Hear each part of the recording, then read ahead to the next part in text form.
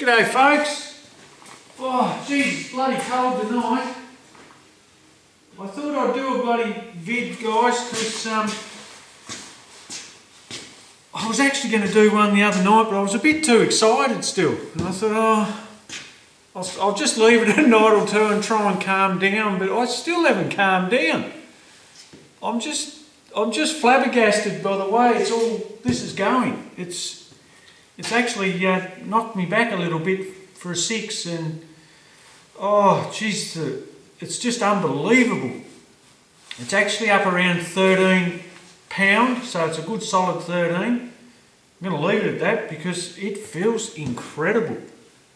I ran out of battery in the GoPro halfway through doing some footage down along the side, and it's just not worth it. I'm not going to put it up because I never even really got going, and it was a bit noisy too, the camera. It wasn't, and I've mounted it on the back as well, guys, and I don't know, it's not really that good, so I might just leave it.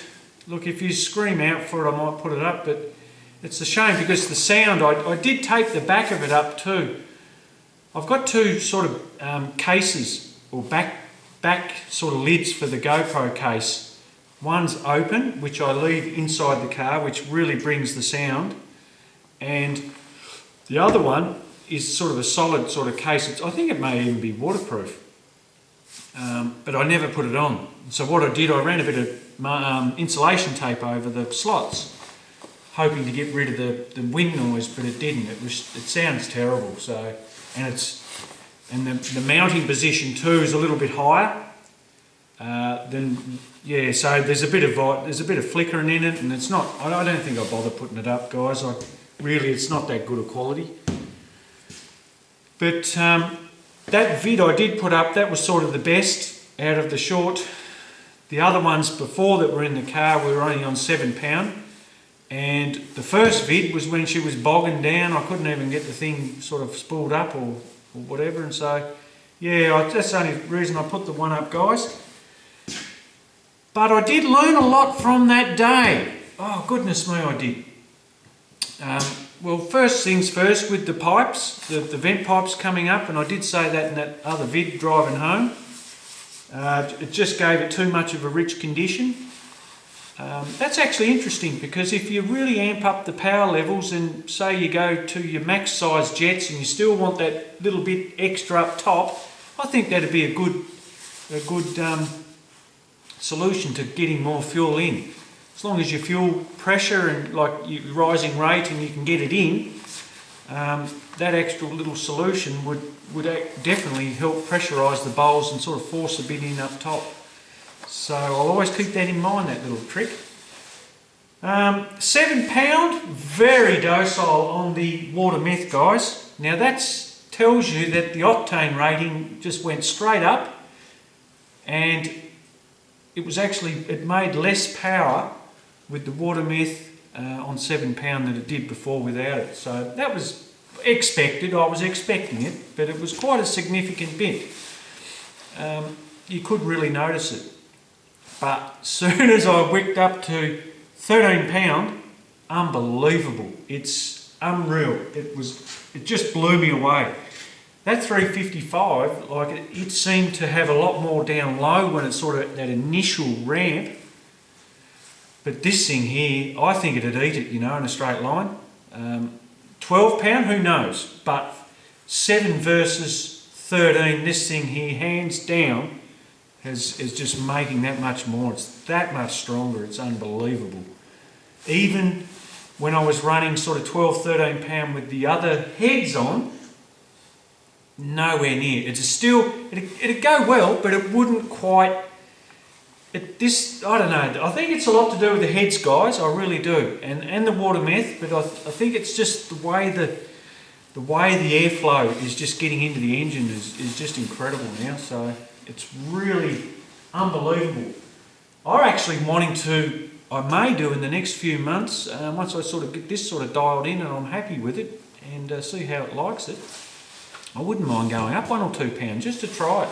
Get up around sort of 15, 16 pound, even 17 pound, just a bit of a squirt and just see how it likes it. I don't think the timing, maybe I could probably bring it back a few degrees. I can go probably 3, so I could probably come back to about 17 sort of degrees and give it a run and just see how it feels. And it's definitely not going to hurt it, that sort of the tune side of it. But I don't know if I'd run around with 17 pound, that'd be just a bit too much. But I'm very confident to run 13 at the minute, so I think I'll just leave it.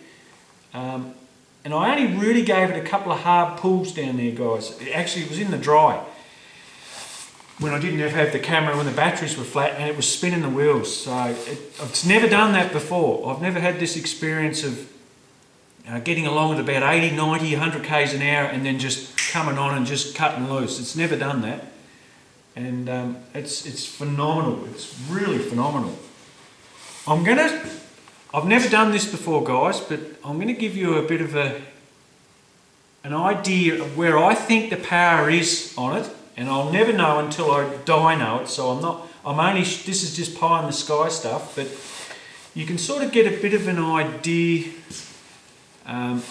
when you're adding boost and how the engine is. I know that years ago I dynoed this with the cast heads on it, and I got about 200 and we're talking horsepower here, guys, at the wheels, and it was terrible. It was breaking down, carrying on. It just wouldn't make power. But anyway, I think it was around 218 or 19 at the wheels. So that suggested that was around 290-ish horsepower at the flywheel. With these heads on it, I'm conservatively saying it would make around 350 flywheel horsepower, NA. Now, add the boost. Some say 25 horse per pound, others say 30 horse per pound.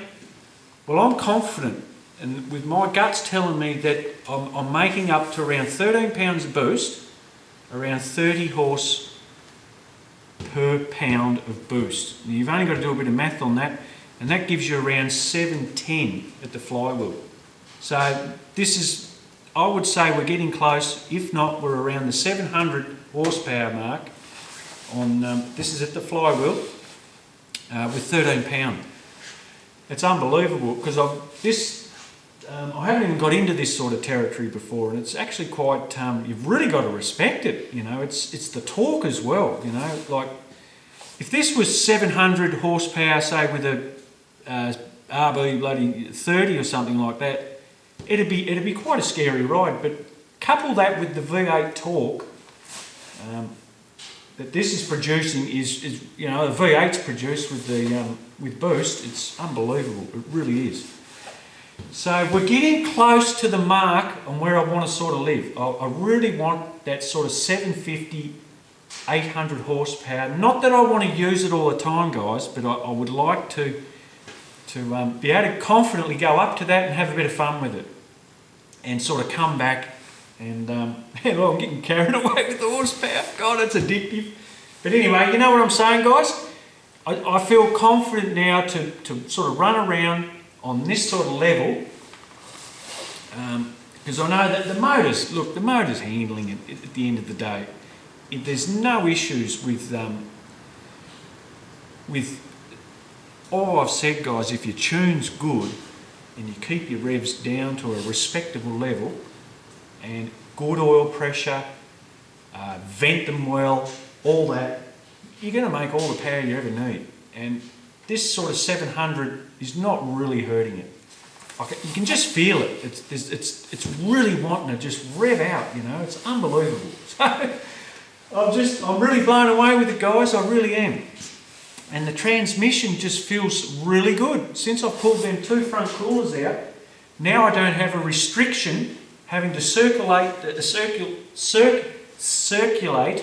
the fluid around and build up that pressure on that thrust on the converter. So now that I've only just gone back to the 1 cooler, and that felt really good too down there. Mind you, it was a cold day, but we'll keep monitoring it and I'm checking for thrust. There's nothing in the engine at the minute, so if I detect any more thrust than usual over time, well, there's a sign there, but just gauging off that gauge. It's not spiking, it's not doing anything crazy, so yeah, well, there's no reason to keep running it the way it is and just keep monitoring things. So we're really on the cusp of, well, I think I'm pretty much got there, guys. I would love to dyno it.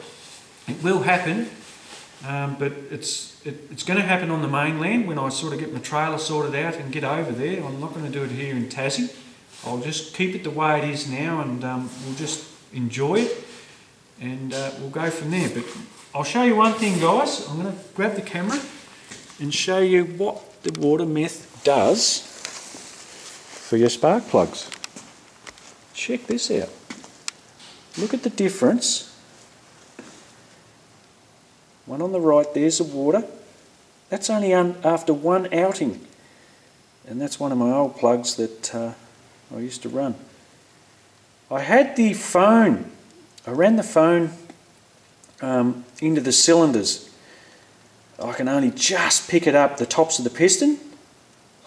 It's unbelievable. I want to get a little camera, a little snake camera with a light on the end of it, and I want to show you guys the difference, or how clean the tops of the pistons are. You know, just after one outing. It's going to improve over time as I keep running the water meth through it. It's just going to get better and better and better. It's amazing stuff, this water meth, guys. It really is incredible. I'm just so thrilled with it. The way it's loving it. I went through 8 litres.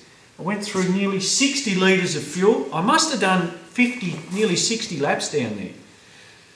So I just kept going round in the dry. I just couldn't help it. But I wasn't going hard, but I just sort of doing pulls, and I'd back out of it, and I'd be spinning the tyres, you know, in top gear, trying it. And yeah, you're really going to have to pedal it now if you want to start racing, until I get some better tyres to really hook up. But it's amazing. It really is. I'm quite stoked with it all, and really quite blown away by how much power potential. It was just a matter of just piecing it all together, and I think I really got onto it, guys. So I'm very confident now to take this down in fairly warm weather and sort of lean on it and give it a good shakedown run, and I reckon it's going to hold up very well. Okay, folks, well, that's just a little rant and a bit of excitement that's coming from me at the minute with it all.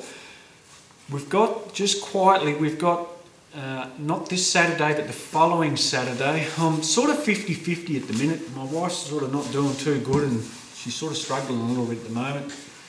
I'm sort of keen, I'm pretty keen. It wants to be a perfect day. The missus sort of wants to pick up a little bit. If she's feeling better and for it, I'll duck down. But if not, look, I'm not going to entertain the thought of going. It's families first. And I was very thankful that she let me sort of get out last Saturday and have a bit of a run.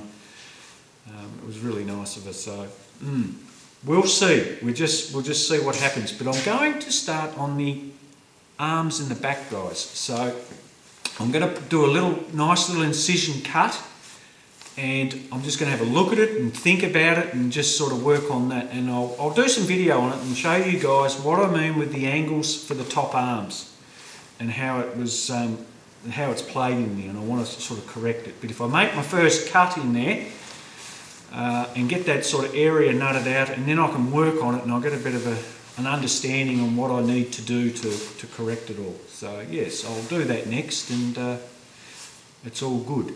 Oh, before I go too, guys, I'll show you this. I did some learning and research for my trailer too, guys. This is the panelling I'm going to use. What's it called? It's an aluminum for you, or aluminium composite.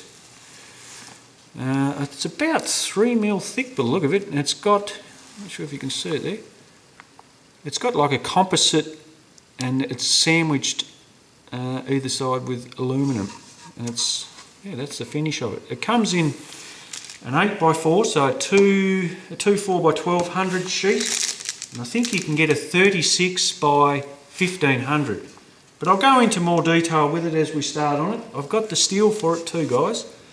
30mm by 30mm. I got talking to my local trailer fella, and he said that he preferred me to go to that size. Fairly thin thickness. I think it's 1.6mm thick. It's only lightweight tube, but it's a little bit more square.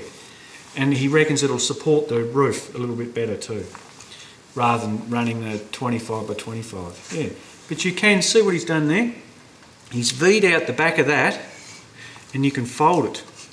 And that's what I want to do for the top. Yeah, and you Sikaflex this to the frame. You pop rivet it all around the edges, and you can buy some beautiful capping, aluminium sort of capping to go around the edge. This will look really nice, real sexy. So that's what I'm going to do, guys. So I've sort of nutted that out, and we'll do the blogs on that, and I'll keep you all informed, and yeah, show you how I'm going to do it. Alright folks, well, it's just a little tease. Look, I'll put a thing in the comments.